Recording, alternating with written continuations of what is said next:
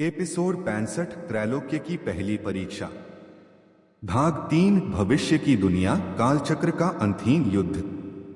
जब टीम क्रोनोएक्स, वेदांत, सिया, आर्यन, रिया और X9 उस दिव्य द्वार से भीतर प्रवेश करती है तो वे किसी भौतिक स्थान में नहीं बल्कि एक मानसिक और आध्यात्मिक आयाम में पहुंचते हैं। यह था त्रैलोक्य क्षेत्र जहां सोच, भय, प्रेम और विश्वास ही सच्ची शक्ति थे।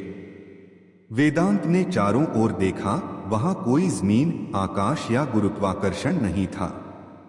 केवल एक शून्य था जिसमें सब कुछ संभावनाओं के रूप में मौजूद था।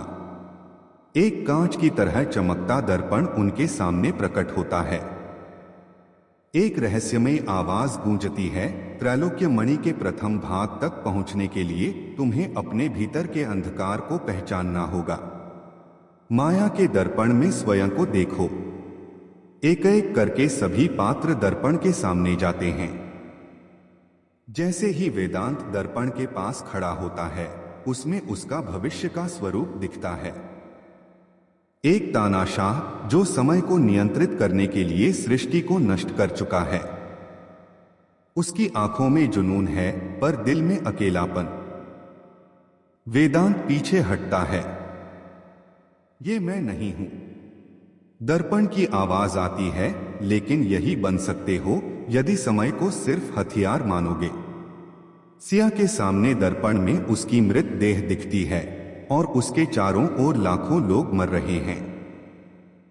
कारण उसका ज्ञान जो गलत हाथों में चला गया था। उसकी आंखों से आंसू बहते हैं।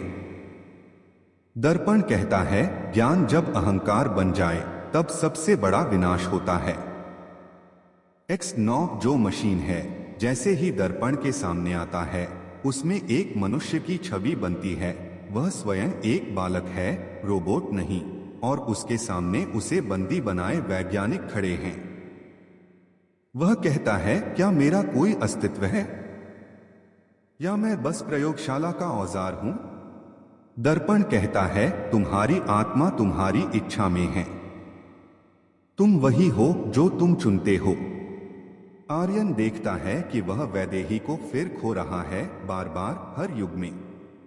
और रिया, वह देखती है कि वह आर्यन को खो रही है क्योंकि वह उसका कभी था ही नहीं। दोनों रो पड़ते हैं। दर्पण कहता है, प्रेम जब अधिकार बन जाए तब वह बंधन बन जाता है,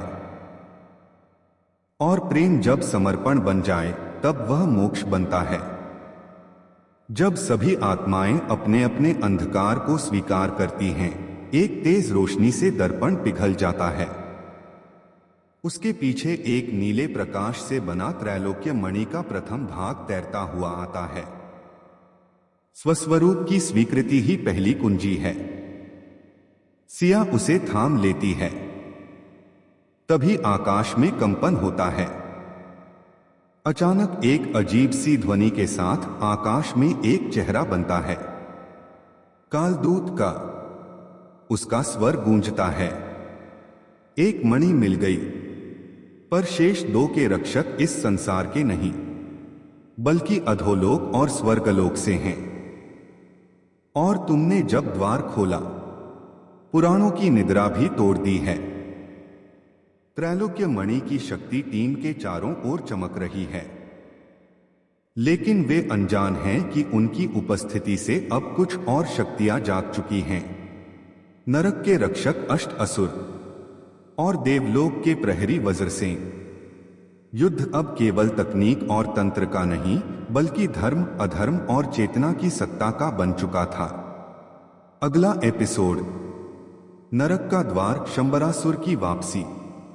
क्या वे समय से पहले दूसरे मणि तक पहुंच पाएंगे या अब शंभासुर के साथ अधोलोक का द्वार खुल जाएगा?